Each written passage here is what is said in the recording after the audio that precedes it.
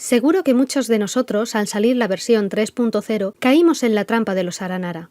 Igual nos encaminábamos hacia la ciudad de Sumeru para continuar la nueva misión de Arconte, o simplemente estábamos explorando tranquilamente el nuevo y enorme mapa cuando nos encontramos con esa NPC llamada Rana. Al principio, la misión que se desbloquea al ayudarla no parece gran cosa. Una misión de mundo más, una que con suerte podía ser de esas que tienen una historia que realmente vale la pena. Pero cuanto más avanzamos, esta misión se alarga más y cada tarea que completamos solamente desbloquea más tareas, hasta que al final quedamos atrapados en un interminable ciclo de ayudar a estos bichillos llamados Aranara que parecen repollos parlantes y que dura horas y horas y horas. Pero tras esa impresión no del todo buena se esconde una misión que, si bien a veces puede hacerse un poco pesada, es increíblemente importante a la hora de entender cómo está construida la región de Sumeru, y por extensión nos hace comprender un poco mejor todo Teyvat en general. Por ejemplo, el lenguaje aniñado de los Aranara esconde referencias mitológicas y lingüísticas tremendamente interesantes, y la historia de estas criaturillas del bosque está profundamente ligada a la historia de Teyvat, con lo cual nos dan nuevas claves para entender, entre otras cosas, el desastre de hace 500 años y sus consecuencias. Hasta nos desvelan cosas sobre nuestro hermano o hermana, algo que hasta ese momento solo habíamos visto en los interludios. Por eso hoy, en Hablemos de Genshin, vamos a mirar de cerca a los Aranara para tratar de descubrir todo lo que nos revelan, pues a veces la información que nos dan está escondida bajo significados simbólicos o elementos que en un principio no llaman la atención, pero que al analizarlos sí que resultan ser importantes. La primera definición que nos dan sobre los Aranara afirma que son los familiares del Arconte Dendro, no de Kusanali la actual, sino de la perdida reina mayor Rukkhadevata, pues fue ella quien los creó. Los Aranara son también los guardianes del bosque, tan numerosos como árboles hay en él, y de hecho están tan profundamente ligados a este ecosistema que no pueden abandonarlo. Cuando nos encontramos con ellos por primera vez durante su larguísima misión, solamente los niños son capaces de verlos e interactuar con ellos. Sí que hay unas pocas excepciones a esta norma, como cuando Hypatia es capaz de ver a uno de ellos mientras todavía estaba afectada por sus visiones, y el viajero o viajera. Esto se debía a que en ese momento solamente los niños de Sumeru tenían la capacidad de soñar, así que solamente ellos podían acceder al mundo onírico y fantástico de estas criaturillas del bosque. En tiempos antiguos sí que había una relación positiva entre los humanos y los Aranara, y es de esperar que esa interacción se recupere a partir de ahora, ya que la terminal a casa y el farmeo de sueños ha dejado de existir. Y hablando de los sueños, este es uno de los conceptos o temas fundamentales que dan forma a los Aranara. Para ellos no hay demasiada diferencia entre el mundo real y el mundo onírico, al cual pueden dar forma libremente. Los sueños son la manera que tienen los Aranara de mantener el contacto unos con otros, de compartir recuerdos, de preservar historias o incluso de proteger diferentes cosas. De hecho, el hogar real de los Aranara no existe en el mundo físico, el accesible a la vista de cualquier criatura, sino en el mundo de los sueños. Sí que es cierto que si vamos a la zona norte de Sumeru podemos ver el poblado de los Aranara, llamado Banarana, pero para interactuar con ellos y ver la realidad, debemos entrar en su sueño colectivo. Solo así podremos llegar a su hogar, llamado Mahabanaranapna. De hecho, el único momento en la vida de un Aranara en la que no sueña es si al encontrarse en un gran peligro decide convertirse en una semilla. Esta semilla sirve para preservar los recuerdos del Aranara amenazado, y si se planta en la tierra puede volver a crecer. Durante esta suerte de hibernación, el Aranara en cuestión duerme sin soñar, cosa que encuentran terrorífica debido a la soledad que eso supone. Ahora pasemos al segundo aspecto fundamental de los Aranara, la música. Cada Aranara tiene una canción propia, una melodía que lo define y que puede utilizar para diferentes propósitos. Estas canciones únicas son otra manera que tienen los Aranara de reconocerse unos a otros, así como de compartir recuerdos e historias. Curiosamente, existe un tipo de Aranaras llamados recogecanciones, cuyo objetivo es viajar por el bosque recopilando melodías que ya nadie recuerda o que se han perdido. Su objetivo es recopilarlas todas para, a través de ellas, llegar a una supuesta canción primigenia de la cual derivan todas las canciones de los Aranara. Esta canción primigenia contiene absolutamente toda la historia y todos los recuerdos de los Aranara que han existido, de ahí su valor. Y finalmente llegamos a la tercera temática principal de los Aranara, los recuerdos. Como acabo de mencionar, los Aranara son capaces de compartir sus recuerdos unos con otros a través de sueños, y también de transferirlos o hacer que otro Aranara concreto los herede junto a sus conocimientos. Además, los Aranara pueden percibir y asimilar los recuerdos de las plantas y del bosque en general, creando una suerte de memoria colectiva que abarca todo su hábitat.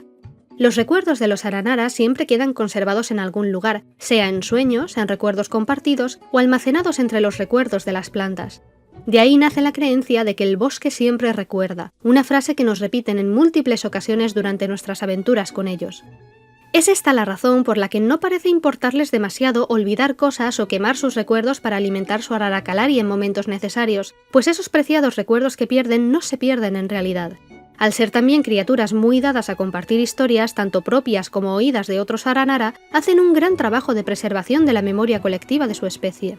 Vinculan los recuerdos con los sueños también, afirmando que donde hay recuerdos hay sueños, y donde hay sueños hay vida. Quizá debido a todo esto, los Aranara tienen una postura muy particular respecto al olvido y la muerte, dos conceptos que para ellos van de la mano. La palabra que utilizan para referirse a la muerte es marana, aunque dentro de este concepto también incluyen las zonas marchitas y, por extensión, la antigua enfermedad del Irminsul que las causaba. Así, para los Aranara, el marana es una fuerza que destruye la vida y que toma muchas formas. Bestias, plagas, monstruos e incluso los humanos, a los que ellos llaman Nara, pueden ser sus emisarios y traer la destrucción, la muerte y el olvido. Es más, parece que la muerte es una extraña interrupción de la vida para los Aranara, algo que de normal no experimentan. Por supuesto, los Aranara pasan por un ciclo vital, uno mucho más largo que el de los humanos, pero que acaba con ellos marchitándose y volviendo a la Tierra para reincorporarse al ciclo de la vida. Sin embargo, para los Aranara esto no es realmente una muerte en sí misma, ya que consideran que no dejan de existir. De hecho, los Aranara se refieren a su propia muerte como volver a Sarva, que es el nombre con el que conocen el Irminsul. Siendo criaturas vinculadas tan profundamente a los recuerdos, su razonamiento es que sus historias propias, sus memorias, no desaparecen nunca. Muchas de ellas se quedan con los otros Aranara en sus sueños e historias, y las que no vuelven al almacén primordial de los recuerdos del mundo, el Irminsul. De esta manera, los Aranara consideran que, siempre y cuando se les recuerde y vuelvan a Sarva, nunca dejarán de existir. Por eso, a efectos prácticos, consideran que nunca mueren realmente, o que su muerte física no es importante. Sabiendo todo esto, no es de extrañar entonces que los Aranara midan el tiempo de una forma tan particular. No tienen concepto de años, sino que su percepción del paso del tiempo se basa en ciclos naturales como la salida y la puesta del sol y la luna, el nacimiento, crecimiento y marchitamiento de las plantas y los anillos que obtienen los árboles conforme van creciendo. Pero más allá de eso, parece que los Aranara creen que el tiempo es circular, no lineal, y que el mundo se mueve en un enorme bucle que se repite sin cesar. Para ellos, tanto los recuerdos como la vida existen en un ciclo que se repite, y cerca del final de la misión de los Aranara, cuando vamos con Arama al antiguo Vanarana, esta declara que el pasado y el futuro se reencontrarán en Sarva. Pero quizá el rasgo más intrigante de los Aranara es su lengua, de la que insertan palabras gratuitamente de manera constante cuando hablan con nosotros, y si bien al principio marea más que otra cosa, en realidad es un conjunto de referencias de lo más interesantes. Así, en general, los términos pertenecientes a la lengua de los Aranara son préstamos directos del sánscrito, la lengua clásica de la India y una de las lenguas indoeuropeas más antiguas del mundo, al menos de las que tenemos registros. Por ejemplo, el término Nara con el que los Aranara designan a los humanos significa literalmente humano o persona. De ahí viene también su propio nombre, Aranara, que añade a Nara parte de la palabra araña, bosque, para formar literalmente persona del bosque. Y más interesante aún, los Aranara llaman a los Hilichuls Narachuls, haciendo referencia a que son personas también, o al menos lo fueron una vez. Otros términos que podemos encontrar son Baluka, que significa arena, Villa, que significa semilla, Marana, que significa muerte, y así encontramos un abanico léxico relativamente amplio. Aparte de los significados literales, hay otros que nos pueden servir para reflexionar sobre conceptos de Teyvat o incluso para especular. Por ejemplo, Sarva, el nombre con el que los Aranara se refieren al Irminsul, significa entero o de manera más abstracta el concepto del todo. Puede ser que se deba a que los Aranara piensan que cuando mueren sus recuerdos vuelven allí, siendo el Irminsul el lugar al que vuelve todo y también, en cierta manera, el origen de su mundo. Después de todo, fueron creados por la reina mayor Rukkhadevata, quien era, según dijo ella misma, un avatar del Irminsul. Si su creadora procedía o era una parte de este árbol primordial, técnicamente es el origen de los Aranara también. Y hablando de árboles primordiales, todos los Aranara brotaron de los frutos del árbol Asvata, el cual es una referencia al hinduismo. En esta religión existe un árbol sagrado del mismo nombre, cuya representación cambia ligeramente según diferentes interpretaciones. A veces es un árbol que crece invertido, con las raíces en la parte de arriba y las ramas hacia abajo, y otras veces esta percepción de que está boca abajo viene en realidad de que es un árbol infinito que crece en todas direcciones, pues sus ramas y raíces se extienden por todo el mundo. Sea como sea, el árbol Asvata simboliza el Brahman, un concepto dentro del hinduismo que, descrito en pocas palabras, es el concepto del absoluto universal, el origen y la causa de todo lo que existe en el universo. Su semejanza con el Irminsul es más que evidente, hasta el punto en el que me pregunto si el árbol Asvata de los Aranara no será una pequeña réplica de este árbol primordial de Teyvat, un núcleo cósmico para el pequeño universo Aranara. Otro término que encontramos muy frecuentemente durante nuestras aventuras junto a los Aranara es Varuna, el nombre de la persona que los ayudó en el pasado, persona de la cual hablaremos en profundidad más adelante. Este nombre procede de la máquina divina de Varuna, el artefacto que nos permite alterar el clima y el nivel del agua en la floresta Apam. Varuna es, una vez más, una referencia al hinduismo, siendo el nombre de uno de los dioses védicos. A este dios se lo asocia, entre otras cosas, con el mar y la lluvia. Puede ser visto como una deidad tanto positiva como negativa, pues tiene el poder de crear tanto una benevolente lluvia que salve cosechas como crueles tormentas y rayos que lo destruyan todo a su paso.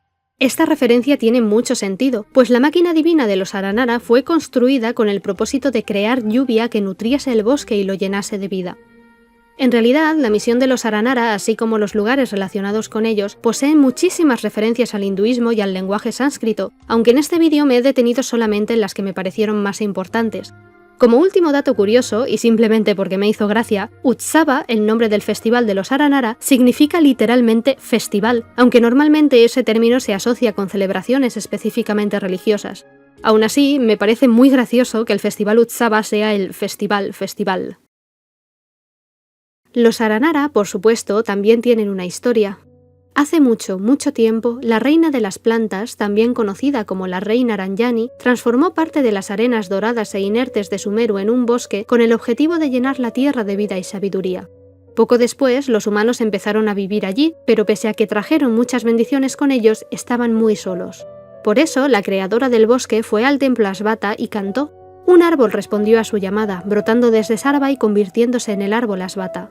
La reina de las plantas le dijo que quería que el bosque estuviese más poblado, que los humanos tuviesen amigos. Del árbol brotó un hermoso fruto rebosante de semillas. Una de ellas cayó a la tierra y germinó antes que las demás, y de ella creció Aramuukunda, el primer Aranara. A él le sucedieron el resto de semillas de ese fruto, que dieron lugar a tantos Aranara como árboles había en el bosque. Así, estas pequeñas criaturas son retoños del árbol Asvata, de la misma manera que este árbol es uno de los retoños de la reina Ranjani. A partir de ese momento, los Aranara y los humanos, a los que llamaban Nara, se divertían juntos y aprendían unos de los otros, conviviendo en armonía. Por aquel entonces no existía todavía el Marana, así que los retoños del bosque no conocían el auténtico miedo ni el dolor de la muerte. Pero un desastre vino muchas lunas después. El cielo se volvió rojo, las aguas se contaminaron y la tierra tragó sangre venenosa, negra como la noche. No se podía ver ni el sol ni la luna, el viento roía los árboles más grandes y fuertes y aparecieron monstruos por todas partes. El bosque entero olía a hierro y a sal, y el Marana se extendió, corroyendo y destruyendo todo lo que encontraba a su paso. Una gran batalla ocurrió en el antiguo Vanarana, el primer hogar de los Aranara, que se llevó a Sarva tanto a muchas de estas criaturas como a su propia creadora. Como último recurso, los Aranara restantes se trasladaron a otro lugar y construyeron su nueva casa en un sueño, un lugar donde el Marana no podía llegar. Para esto, un Aranara llamado Araya se convirtió en el árbol onírico, pasando a existir solamente dentro del sueño que había creado. Gracias a su sacrificio, Mahavanaranapna puede seguir existiendo siempre y permanecer anclado en el mismo lugar. Como el desastre que trajo ese gran nivel de destrucción fue creado por los Nara, los Aranara empezaron a desconfiar de ellos e incluso a temerles. Además, fue en aquella época cuando los Nara comenzaron a perder su conexión con los Aranara, pues perdieron su capacidad de soñar debido a la creación de la terminal Akasha. Sin embargo, ocurrió algo en el mundo de los Aranara que desafió esa nueva visión que tenían acerca de los Nara. Llegó Naravaruna. Y aquí debo hacer un pequeño inciso. Dependiendo de cuál de los dos gemelos escojamos como protagonista, Naravaruna es un chico o una chica. Como yo elegí a Ither, mi experiencia particular es que Naravaruna es una chica, así que para simplificar las cosas y hacer este relato más fluido, la voy a tratar en femenino también. Naravaruna era rubia y valiente y hablaba una lengua dorada. Nada más conocer a los Aranara, los ayudó a reparar la máquina divina de Varuna para que continuase con su propósito de traer lluvia purificada al bosque. Esta es la razón, de hecho, de que los Aranara la llamen así, porque al parecer nunca les dio su nombre real. Durante un tiempo, Naravaruna ayudó a los Aranara a solucionar todo tipo de problemas, ganándose su confianza y convirtiéndose en una amiga muy importante para ellos. Incluso ayudó a derrotar y sellar al avatar del Marana que moraba en las profundidades del antiguo Vanarana, acompañada de Aramuukunda y otros Aranara destacables. Entre todos se aseguraron de que volviese la paz al pueblo de los Aranara, aunque tuviesen que hacer sacrificios para lograrlo. Además de todo esto, Naravaruna celebró el Festival Utsava con sus nuevos amigos, afianzando la imagen positiva que todos tenían de ella. Arapakati, una de los Aranara que conocemos durante nuestra aventura, nos cuenta que Naravaruna hablaba frecuentemente sobre su hermano. En su expresión y en su voz se mezclaban la felicidad y la tristeza cuando lo hacía, pero aún así los Aranara percibieron lo importante que era ese otro Nara para ella. Viendo esto, la propia Arapakati y otros 4 Aranaras decidieron considerarse hermanos desde ese día en adelante, pues se consideraban muy importantes los unos para los otros también. Tras el Festival Utsava, Naravaruna le dijo a Araya que quizás, en el futuro, otro Nara rubio como ella se encontraría con los Aranara y traería con él más recuerdos hermosos. Sus aventuras con los Aranara quedan reflejadas en unos murales en las profundidades del antiguo Vanarana, donde podemos encontrar diferentes dibujos que la representan a ella como un Aranara dorado en momentos clave. Por ejemplo, uno de ellos parece representar el Festival Utsava, otro la reparación de la máquina divina de Varuna y otro la derrota del avatar del Marana. Y tras esto llegamos al presente, donde efectivamente nos encontramos con los Aranara y los ayudamos a resolver todo tipo de problemas, incluyendo reparar una vez más la máquina divina de Varuna y volver a sellar el avatar del Marana en las profundidades del antiguo Vanarana. Esta vez, además, vemos el nacimiento del nuevo árbol Asvata, ya que el original estaba demasiado débil a causa de los siglos soportando la corrupción del Marana. Y si al terminar la misión volvemos al antiguo Vanarana e intentamos acceder al lugar donde antes estaban los murales que representaban el camino de Naravaruna, nos encontramos el lugar inundado de arena y un solo mural, el cual esta vez representa a 2 Aranaras dorados entre los demás, enfrentándose a algo que podría ser el avatar del Marana.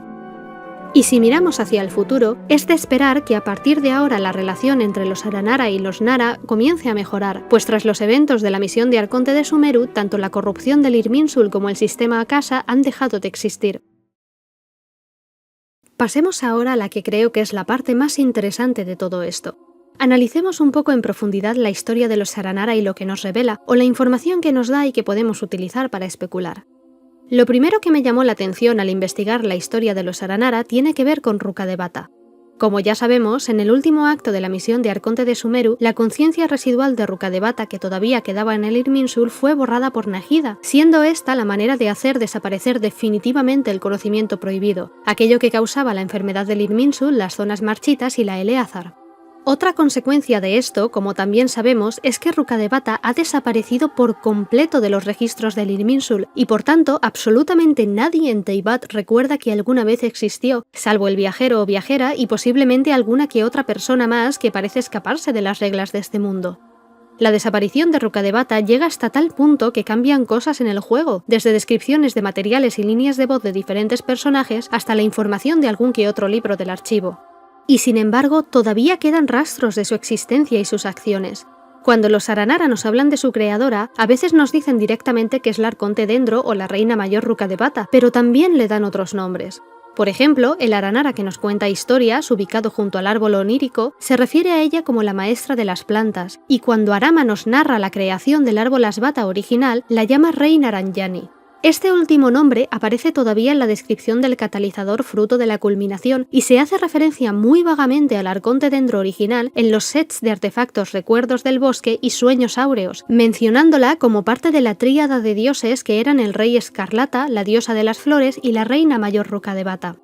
Es cierto que estas referencias son muy indirectas, y para llegar a la conclusión de que efectivamente están nombrando a Rukkhadevata, hace falta encajar diversas piezas de información y de contexto que se nos dan tanto en todos estos lugares mencionados como durante la misión de los Aranara. Pero el caso es que siguen ahí. Esto me hace preguntarme si este vaguísimo rastro que ha dejado la existencia de Rukkhadevata se debe precisamente a la multitud de nombres con los que se la asocia o a la característica narración con toques fantásticos que suelen tener las descripciones de las armas y los artefactos.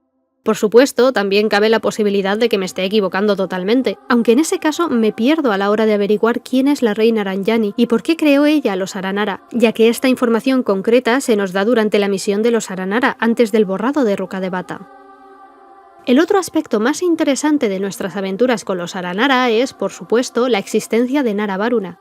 La información que nos dan sobre ella repetidamente es demasiado obvia. Se trata de nuestra hermana, Lumin. Los Aranara nos repiten constantemente que somos muy similares, que ambos tenemos el pelo dorado, somos cálidos como rayos de sol, somos valientes y ayudamos a estas criaturillas. Hasta uno de ellos, Arakunti, nos pregunta directamente si somos Nara Varuna, pues tenemos melodías muy parecidas. Y por supuesto, como ya he mencionado antes, Nara Varuna hablaba frecuentemente de su hermano, del cual estaba separada en ese momento. De hecho, hacia el principio de la misión de los Aranara, Arana sabe nuestro nombre antes de que se lo digamos, quizá porque Lumin se lo contó en el pasado. Parece que no hay lugar a dudas respecto a su identidad. Pero además, el recorrido que hizo Nara Varuna en sus aventuras con los Aranara nos desvela más destellos de información muy intrigantes. Se encontró con ellos después del gran desastre que oscureció el cielo y destruyó el antiguo Vanarana, desastre que, por la descripción que nos dan, encaja a la perfección con lo que sabemos sobre el cataclismo de Canria. El cielo rojo, los monstruos, las montañas de hierro, que son en realidad los guardianes de las ruinas, la muerte de Rukkhadevata. Todo esto coincide también con lo que la desaparecida Arconte Dendro nos revela en la misión de Arconte de Sumeru, en su única interacción con Nahida antes de ser borrada del Irminsul. Esto significa, entonces, que Lumin viajó por Teyvat después del cataclismo de Canria. Esta especificación, sin ninguna duda, nos va a ser realmente útil para datar con más exactitud diferentes eventos de la historia de Teyvat y de nuestro viaje, y por consiguiente para poder especular sobre una base ligeramente más sólida. Además, las historias de los Aranara sobre Nara Varuna nos confirman una vez más el vínculo que existe entre nuestra hermana y Canria. Cuando fue a la cueva fúngica y vio las ruinas que todavía hay allí, ruinas en las que había restos de máquinas y del desastre, lloró por los humanos que habían vivido allí, y según los Aranara, del lugar donde cayeron sus lágrimas brotó un bosque.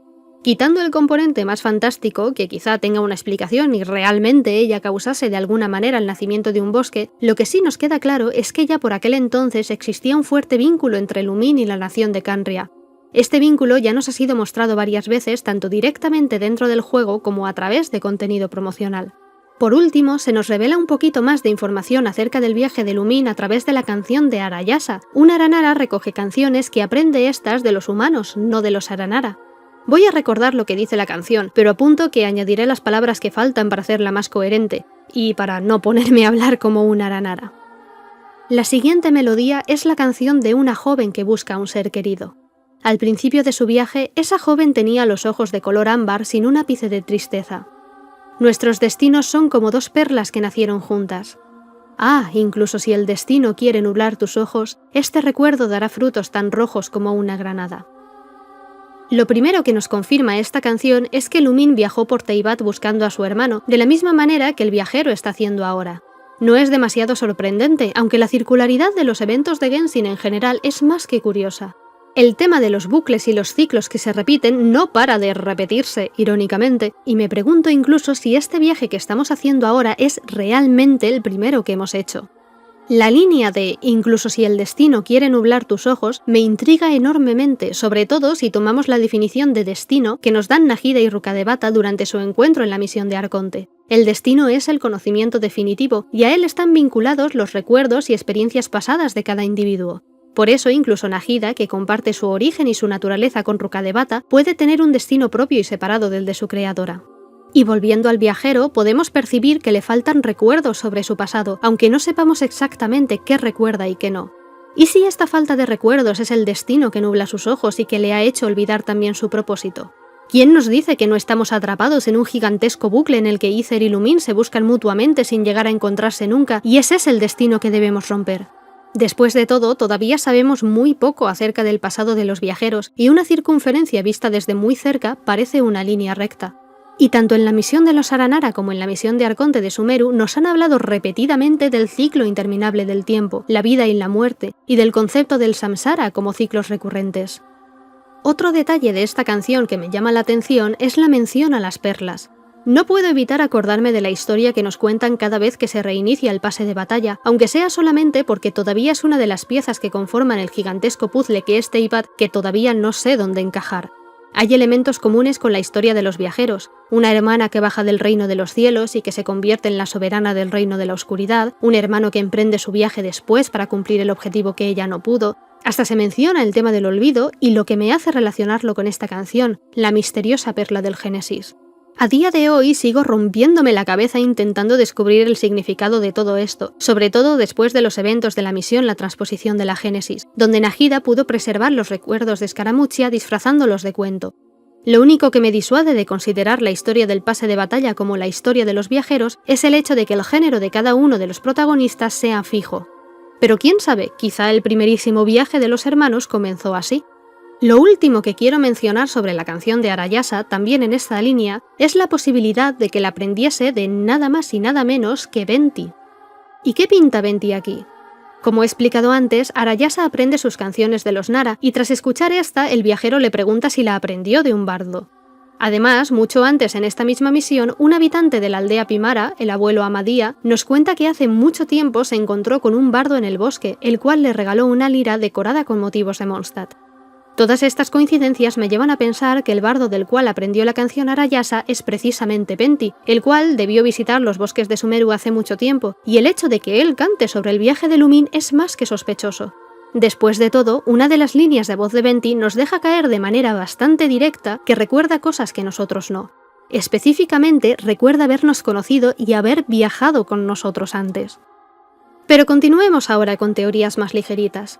Cuando conocemos a Arachatora, uno de los hermanos cocineros de Arapakati, este identifica nuestra manipulación del elemento dendro como el poder de Kusanali. Sabemos desde el principio del juego que desbloqueamos nuestras habilidades elementales al tocar cada una de las estatuas de los 7, pero esto nos sugiere la manera exacta en la que lo hacemos, absorbiendo el poder de las estatuas. Quizá esta es la razón por la que nuestras habilidades guardan ligeras semejanzas con las de los arcontes de cada elemento. Y por último, me gustaría mencionar brevemente una de mis teorías personales, la cual expuse en mi vídeo sobre los árboles. En la misión de los Aranara nos explican varias veces que los guardianes de las ruinas y otras máquinas del mismo origen poseen el poder del Marana, un poder oscuro que corrompe de manera muy similar a como lo hacían las zonas marchitas. A mi parecer, y reconociendo que esto es una mera interpretación mía, esto apoya mi teoría de que en Khaenri'ah encontraron la manera de extraer la corrupción del Irminsul e introducirla en sus propias creaciones. No solamente en el caso de las máquinas, sino también en los seres vivos artificiales como los acechadores y el dragón Durin, y a saber en qué más creaciones. Es posible que al final me haya desviado un poco del tema, pero es que los Aranara, aparte de ser unas criaturas de lo más graciosas y adorables, ofrecen una perspectiva única sobre diferentes elementos que componen el mundo de Teyvat. Bajo su actitud inocente, tan reminiscente de la infancia y de esa chispa de felicidad que parece que estamos todos destinados a perder al hacernos adultos, se esconde una forma de ver el mundo que amplía un poquito la perspectiva que tenemos sobre Teyvat y los ciclos interminables de vida, muerte y renacimiento que ocurren en él. Y hasta aquí vamos a llegar por hoy. Como siempre, si te ha gustado este vídeo, deja un like. Si te gustaría ver en el futuro más documentales como este, suscríbete. Y por supuesto, si quieres mencionar algo que me haya dejado en el tintero, comentar alguna teoría propia o simplemente dar tu opinión sobre todo esto, deja un comentario por aquí abajo. Aparte de YouTube, estoy también en TikTok, donde subo clips más digeribles de estos vídeos, y en Twitter, donde aparezco de vez en cuando para dar señales de vida. Nos vemos en el próximo vídeo.